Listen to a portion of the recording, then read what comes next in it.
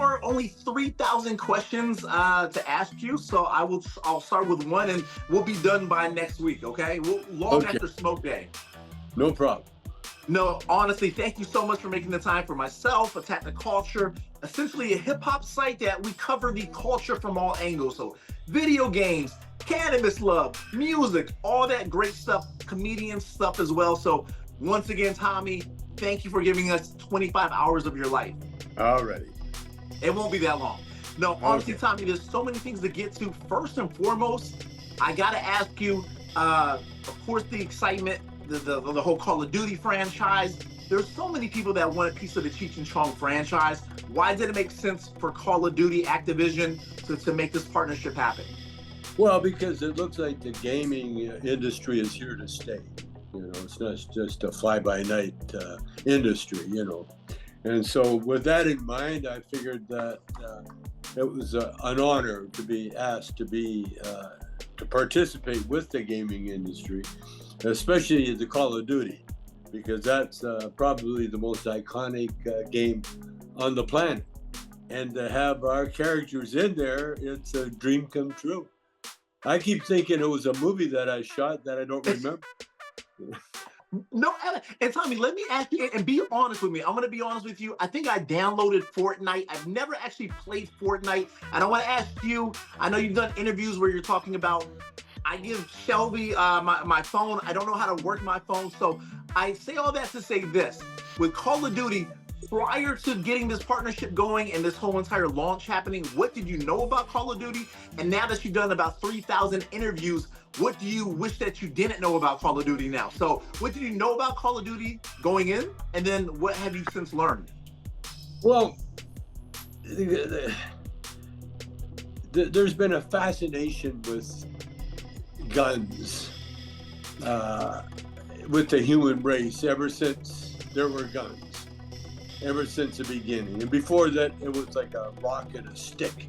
It was always had a weapon in your hand because that's civilization. You had to either go get something or protect somebody from getting your stuff. And growing up as a kid, our game was I grew up with the 6-shooter. The Cowboys and Indians. And believe it or not, when we played, I was usually an Indian. And then I found out that I've got 8% Native in me. So I've always had that, my whole life has always been go get them. No, shoot them down. Bam, bam, bam. And it was always make believe. Back in the day when we were playing shoot 'em ups with the kids, the way they got around the violence was that they always shot the gun out of the hand of the bad guy, and so you never killed anybody. You just shot the bang guy, or you winged them, Yeah. And I grew up like that, and so when the gaming industry started mapping that, and before that, when I was 13, I joined Army Cadets because my brother was in Army Cadets. He's 3 years older than he was, and so in Army Cadets in Canada, you got to play with the real weapons, and you got to wear the real uniform, and you got to do the real war games. Like I was in a tank brigade, and so at 13 years old, I'm riding around in a tank. By the way, it wasn't that comfortable. Yeah. And I made the mistake of getting halfway up to the manhole, and we hit a bump, and I got banged from one side to the other. So I got some scars from that experience. But playing war was part of my childhood, and part of every kid's childhood, really, across the globe. Because that's something we've always had and something we always will have, apparently. And by making it a game like you guys did, it's the future. I mean, we're here in the future now. No one has to get hurt, Yeah. and except you might wear out your finger or something, or you might get accused of being addicted to the process, which is you can get addicted to breathing, you know. So I think my experience with that whole approach is one of, it's normal, you know, like a lot of pacifists especially, they like to you know, like they like to pretend that these things don't really happen, but it's part of our life, it's part of our DNA, it's part of our karma, and to go through it, and I think it's healthy in a lot of ways, and if it brings out, say, the killer instinct in some of us, that's part of life, you know. You could get hit by a landslide or a tsunami or a toilet waste falling out of the sky. You know, there's so many things because we live in a physical world. So what can I say? Yeah, and Tom, you know, one thing that I really want to bring up and really get your take on is just how much entertainment we get out of, especially video games, but especially with Call of Duty. And I kind of want to relay it back to myself. I'm not a smoker. I've you know, dibbled and dabbled, but I'm not, you know, your traditional cannabis smoker. I'm also not a gun-toting New Yorker. You know what I mean? But yeah, some of my favorite movies: Up in Smoke, How High with Method Man and Redman.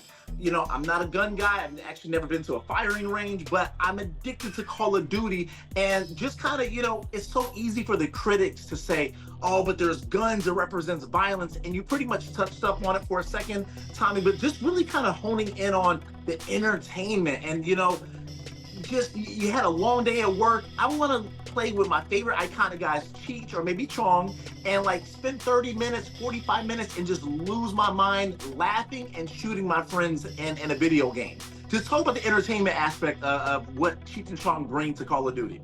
It does all of what you just said. It improves your reflexes. You know, when you're playing the hand, body, eye coordination. I mean, you're constantly doing that, you know. And I've got people in my family. My little granddaughter, she's more adept with my iPad than I am. Yeah. She's 3 years old, and she'll take my iPad and flip it up and get her favorite shows, everything else. It's done so much to help children, especially, get that eye-hand coordination going and be able to use their eyes and their mind, you know, their reflexes. Now, I got friends that are proud that they are computer illiterate. Yeah. They actually are proud of it. I'm not proud of it. I am computer illiterate because of my eyes and the ears and my age, you know, a great part. But I understand and I appreciate what's going on in the world. When I study my grandkids because I have the time. I'm a grandpa. Yeah. I don't have to change the diapers or anything.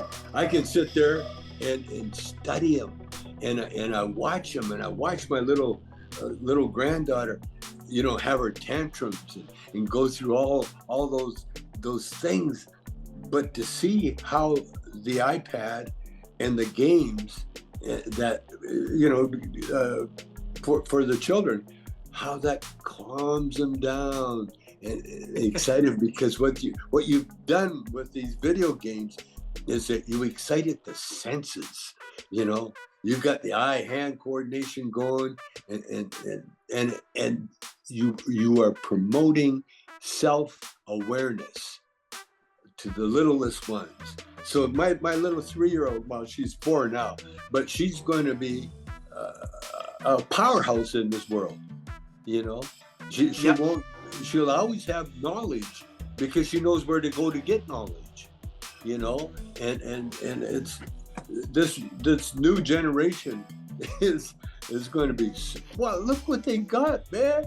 Yeah. In their hand with the cell phone, they got There's a song, a religious song. He's got the whole world in his hands. They're talking Yeah. about God singing, "I got the whole world. I got little bitty baby in his hand." Well, literally, we've got the whole universe in our hands.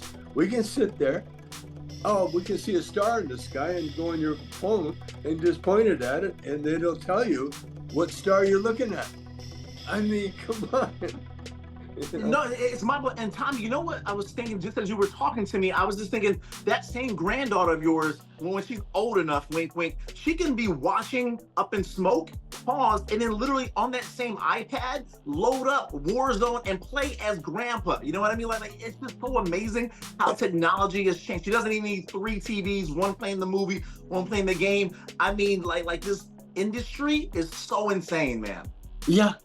And I love the way, the old mantra was, "Oh, you kids get away, get off that television set, get outside, get some exercise, blah, blah, blah," you know? Well, my little granddaughters, exercise, turn on TikTok. They got to dance, a whole station of dances to do for all their exercises.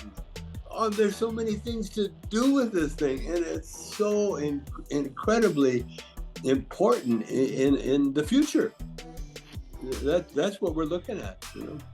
And Tommy, let me ask you specifically, what has motivated you now? Easily the answer is going to be the paycheck, but let me finish the question. What's motivated you to really just continue to push the Cheech and Chong legacy to 2024 and beyond? Because we've seen this with a lot of, buddies or just franchises where they kind of cashed out or maybe they kind of, right into the sunset, but you completely have embraced it. Cheech as well. I want to give him a lot of props because it would have been one thing. We've seen this before where one partner is fully invested and the other one's like, I don't want to do my other thing. I've seen you guys doing interviews. You're laughing it up. You're eating buffalo wings, answering questions. You're having a good time. And you're a Gemini as well, right? May 27th-ish, right? So bottom line is, what continues to fuel you to want to take on Call of Duty and these amazing partnerships and keep the brand growing? We lucked out. First of all, we're ordained. Very serendipity. I mean, when we got together, this was planned long before we ended up on the planet. And by the way, it was a marijuana plan, because everything started when I was 17 years old. I went to I'd go to a jazz club because I could get in because I had my guitar. I couldn't play jazz, but I could fake it, like I had. Yeah. And so I got to be known. And this the owner of the jazz club, it was a privately owned club. He went down to LA, kind of on a mission for a vacation. Eddie Ma. He came back. And when he saw me, he handed me a Lenny Bruce album, comedy album, and a marijuana cigarette. And I put the cigarette in my pocket because I wasn't going to light it up. I didn't know what it was. I never tried it before. I wasn't that eager. He took me by surprise. So he lit up his own joint. I smoked up for the first time. And it literally changed my life because it enhanced all the thoughts and dreams that I always had, just made them bigger. And when I heard the music for the first time, I heard music like it was the first time. I understood so many things, and there was so many impulses and knowledge that just went through my head. And that joint I put in my pocket, it lasted me a month because I was so respectful and was the only joint I had ever. Yep. That I made it last a whole month. I'd take a toke and put it out. And to this day, that is usually, I'll take a couple of tokes and just automatically put it out or pass it, because that's how I grew up. Well, with that knowledge, then everything started happening to me. There's a Peter principle where you evolve by getting fired from your last job. and that's what happened to me. I would get into a job. Well, we put a band together. We put the first all-star, all football players, a mixed band. We had a Native American singer, a black descendant from the slaves from Edmonton, north of Calgary. And then we had the piano player was another slave descendant. We were all football players. The saxophone player, mulatto, mixed. His dad was black. Guitar player. The drummer was the only white guy, and he was the only non-violent guy in the whole band. And then my brother was on bass, and myself, and we were all we had all been trained to play football. And therefore, you're trained to have clashes with people. And so when you see, the punk era, with smashing the guitars and all that. Yeah. We never did that. We never smashed guitars. Are you kidding? You're not going to smash your only instrument. Exactly. Yeah. Or throw TV sets out the window, any of that crap. But what we did do, we played the interracial audiences that were seeing rock and roll for the first time. And there was many times where we literally, there was intermission would be a time for my brother, who was a brawler, to fight the toughest guy in the city. And then when the intermission was over, I'd have to go break up the fight and bring my brother back so he could play bass again, So that's how literally we had that physical presence, and it showed in our music, because the black players in the band, they had connections to the black porters that would work on the railroad, and they would bring the music up from the States. You couldn't buy that music in Canada, and so they would bring the 78s up from the States. We would listen to them, copy them, and that's how we got into Muddy Waters, Bo Diddley, Chuck Berry, all the good R&Bs. This is back in the 50s, 55, 56. And so that's how long we've been dealing with this culture. And then when we started going through different singers, and then when we got this one singer, Bobby Taylor, who was a legend, he still is. He's passed now, but he was a Motown legend for a lot of reasons, for his voice and for his sort of like outlaw. He was a rapper before the rappers, He had that thing, and so that then we got discovered by Motown, and then next thing I know, I'm playing in the Chitlin circuit with a Motown band. We had, to this day, I got Smokey Robinson's blessing. Like I was on Dancing with the Stars, and I was on stage with the guy that won it, and they were like putting the spotlight on the guy that won it, but Roberto. But Smokey he was like the guest of honor, and Smokey kept saying, "No, that guy next to him, yeah, Tommy Chong, check him out. He's the real deal. He's with Motown. He was with Motown, blah, blah, blah." So I got all that good cred, But then again, I got fired from Motown, thank God. And then that's when I met Cheech, and I met Cheech right up in Canada. And as soon as I met Cheech, I had started a comedy club we had a strip club, a topless night, and I turned it into a improvisational theater. Yeah. And that's where I met Cheech. And then as soon as I met Cheech, we got fired again. My brother fired us. And so we had to come down to LA, and that's when we met Lou Adler and made the records, and that's where we are today, right today. Now, the reason we're still viable is because I wasn't neither one of us had, say, we're actors and we decided to do some comedy, or we were trying to be stand-up comedians from the get-go.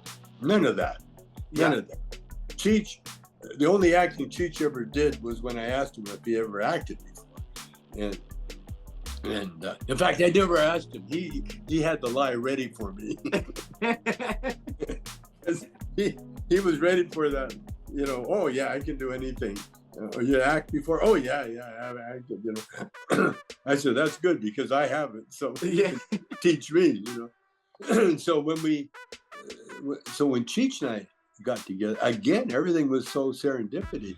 We were forced to evolve. We had no choice because we were doing bits that we made up, but we copied from television, from Playboy magazines. That's where I got the joke department in the Playboy magazine. That's how we used to do our girly show with the girls. And but we just again, like I said, my brother fired us, and so Cheech and I had to go to LA because we put a band together first, and then we never played a note because we were so good at comedy that no one wanted to hear our music. They just wanted to see our craziness. And so we became doing our act, and then our act was who we really are.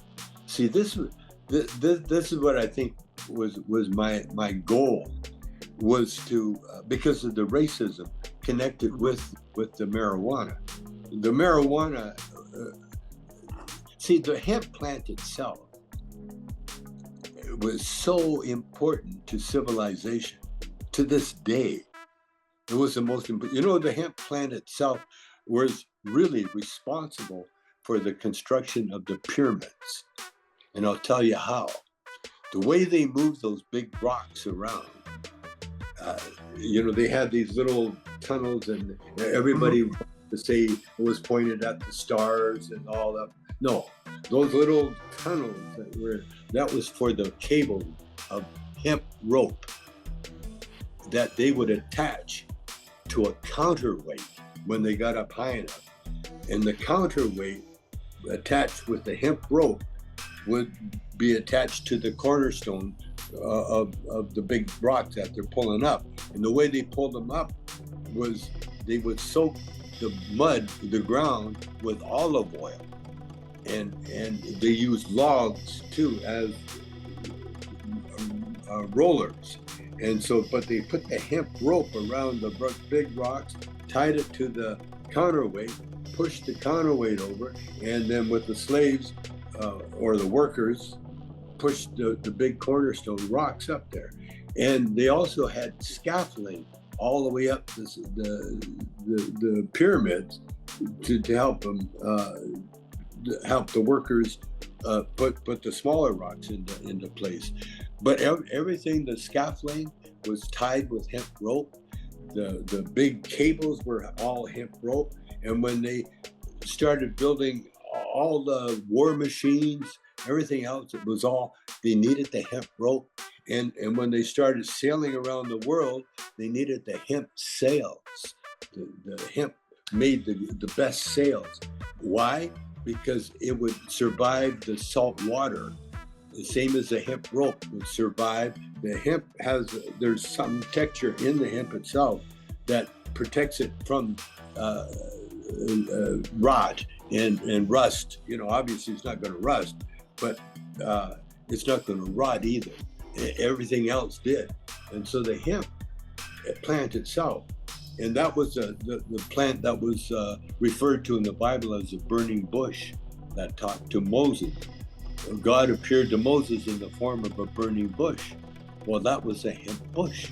And Tommy, so you've blown my mind, and I know they're gonna cut me off. I just want to end on one quick thing, and I need 3 hours with you. I literally need 25 hours. The final thing, Tommy, is just give me your honest quick response. What are you most excited about, or more excited about? The day one Up in Smoke fanatics that have been with you since day one, experiencing you on Call of Duty, or those kids that have never heard of Up in Smoke, fall in love with your character, and then they become instant fans. So the 18-year-olds falling in love with you for the first time and relearning or learning the brand, or Oh those yeah. day ones? Yeah. Oh no, I love it. I love everything. You know, like I said, I talk too much. I hang out too much, and that's me. That's me. So that's why I never had to change. Cheech was a little worried about being typecast, and so he didn't want to be that lowrider his whole career.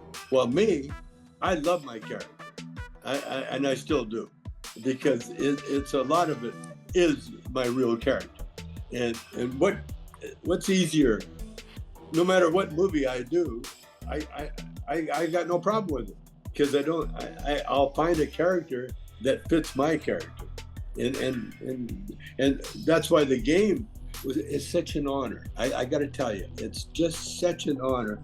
I had a guy follow me around. He still comes around. He wanted to do statues of Cheech and Chong, but being on Call of Duty, I mean, you can't get any higher than that. That to me, that's the Mount Rushmore of the game show business. Tommy, I'm just gonna fly out there to LA, and you and I are gonna have like lunch for 3 hours, okay? So Okay. I need to know more about the pyramids, all that. Thank you once again so much. We're gonna do an entire Tommy Chong takeover, Cheech and Chong takeover on the site tomorrow. Thank you so much. I want to have at least a 10-hour interview, and I will talk to you next time. All righty. Take care, brother. All right, guys, I will get out of here. Thank you once again, Tommy.